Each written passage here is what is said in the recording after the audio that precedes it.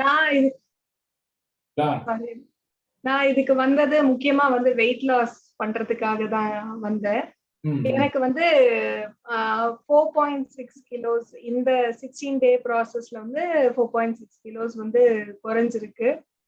Quite happy, ரொம்ப happy அந்த wait குறைஞ்சதுல. நல்லதுமா. இன்னும் எவ்வளவு எடை குறையணும்னு நினைக்கிறீங்க? எவ்வளவு இருக்கீங்க? எவ்வளவு எடை குறையணும்? இப்போ 77 கிலோ இருக்கு.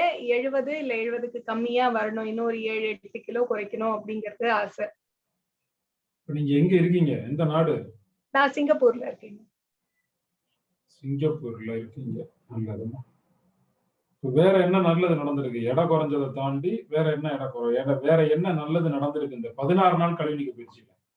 இதுல எனக்கு நான் என்னோட பெஸ்ட் டேக் அவே என்னன்னா, வெஜிடபிள்ஸ்லயே வந்து எதெல்லாம் ராவா சாப்பிட முடியும் ஏற்கனவே தெரிஞ்சிருந்தாலும் அதை என்ன மாதிரி புதுமையா செஞ்சு நம்மள அதுலயே சஸ்டெயின் பண்ணிக்க முடியும். முன்னாடி நினைச்சே பார்க்கல.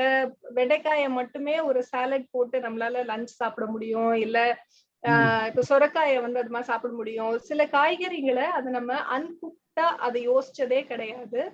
இதுல வந்து அதுக்கான நிறைய ஐடியாஸ் கிடைச்சது. அதே மாதிரி பால் இல்லாம இருக்கிறதுக்கு நான் பல வருஷமா முயற்சி பண்ணிட்டே இருக்கேன் அந்த காஃபி கிவ் அப் பண்றதுக்கு. ஆனா இது ஒரு நல்ல வாய்ப்பா எனக்கு அமைஞ்சது.